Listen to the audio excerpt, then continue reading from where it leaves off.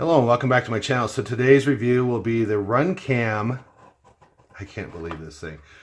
It's the RunCam Split Mini. Holy moly. And look at this little guy right here. This is amazing. Look at this thing. Wow. Holy moly. I mean, this opens up the doors for so much. I mean, seriously, now we're able to put these on our micros without too much hassle, unlike the Split. Wow, they included a lot of stuff in their packages too. So there's going to be some assembly required on this that I noticed. But I'm just going to give you a size comparison, guys. This is the Split version 2. And here is the Mini. So this is truly amazing. I mean, this fits the same footprint as the RunCam Swift Micro does. So it truly is a micro camera. And they had to split the board, so there's some assembly required. And of course, RunCam has full instructions, and they included the little instruction book here as well. So yeah, you definitely have to mate this, and I think this is a thermal pad for this surface here, and I'm sure it's pretty critical that it goes together correctly. You're gonna have to have some serious dexterity dealing with these little standoffs here. They're extremely small, so you're gonna need a nut driver for these. There's also a thermal pad, a blue thermal pad, and it's connected to this piece when you get it. That thermal pad is just like a thermal pad for a CPU in a computer. And when you tighten down your heat sink on your CPU and your computer, the thermal pad kind of molds to the surface. Make sure it comes with a sticker on there, a protective sticker to protect it. So don't just peel it off and start setting. You do not want dirt on there. It has to fit perfectly flush with this piece here.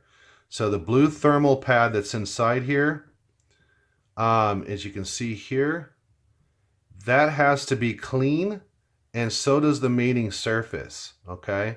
So don't get your fingernails on the mating surface. You'll see what it is. It's a copper pad that's on there, a big copper pad on this piece here. Because if you get any dirt in there, it's not going to get the contact it needs to transfer the heat. So you want to make damn sure not to get that dirty. You're going to have to put this piece on here. This holds the ribbon cable in. Make sure the ribbon cable is fully secure before doing that. And you're going to have to put this piece on here, and this is what keeps your SD card secure right here. So there's a little assembly required.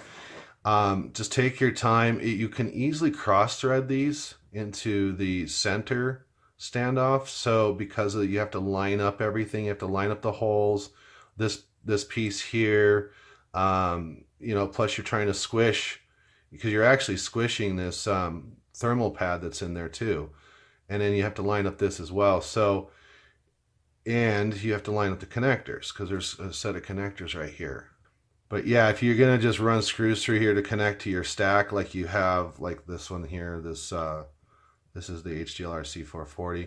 If you try to do just the screws all the way through, there's gonna be a VTX in here as well, and you're still gonna have to use these brass ones to run that screw all the way through. So it could be quite a bit there, and also too, you're gonna have to put some nuts down here. Because you're going to have to squish this. This has got to stay nice and tight to that dimension right there. Otherwise, you're going to lose adhesion, and you're going to lose that heat transfer. So, yeah, I don't know. That's pretty interesting. We'll see what happens and how many people start complaining about problems because of that. I mean, if you take your time and you put it together right, it shouldn't be an issue. But, like I said, just make sure, people who watch this video will know to keep that blue pad, after you peel the sticker off, completely clean, and also the mated surface for the other part. I'm going to be putting this, of course, in this is the fastback, and it's going to go in here with the with this here, which is the 440 HGLRC stack. So I'm going to have, I mean, I still got a VTX that goes in here. So I'm going to have quite a bit of a stack sitting here. It's going to be about that big.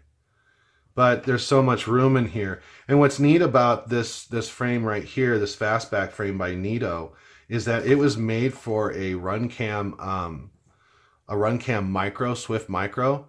And so the mounts that came with here, which were 3D printed mounts, which were really nice, they're nice and squishy. This will fit right in those mounts. I think the image quality is going to be just a little bit different, but not much on this. Let's get some weights on it too. I wanted to do that because the weights are usually wrong on the website. So let me weigh this for you. Let's see here. And this is all together with the included standoff. So 18. So 18 grams as opposed to the V2, which is 24. So you save 6 grams on there by going with the mini as opposed to the V2. And also too, you can hook this up, of course, just like the V2, the full version here, you can hook this up to Betaflight, so you can put a switch on your transmitter and change your settings and stuff. Video resolution is 1080, 60 frames per second, 1080, 30, 720, 60 frames per second. The FPV, FOV field of view is 130, and the recording field of view is 165, so it's pretty much the same. Make sure, guys, to get the fastest micro USB card or micro SD card as you can get. Do not go cheap on your SD cards on these. You'll end up with issues when you're flying. You'll end up possibly with some lockups, and that's what happened with the version 1. As far as voltages go, they say the working current is 650 milliamps at 5 volts, or 270 milliamps at 12 volts. Definitely could be able to run off of the BEC of the HDLRC 44 or the TX20 version 2 here, but you know, you can also run it off of this as well because this has got a 3 amp BEC. So I'm pretty safe with that. A wide dynamic range you can turn on and off, which helps out. But I think the wide dynamic range would add a little bit of lag, if I'm not mistaken. So if you turn it off, you'll actually pick up a couple of frames per second. Or I'm sorry, you'll pick up a couple of milliseconds on the transmission. So with it on, I think it kind of rises it up there towards 50 milliseconds. Screen, you know, from glass to screens. So anyway, guys, I hope that concludes everything. And just a quick measurement real quick, just in case guys get fastidious about that. What this thing, so it's 2690 there, and with the buttons here, it's right at 30. Yeah, I'd say 30. So, and then the bottom here, it's got this little lip that comes out with the USB. So the bottom's actually 31.57.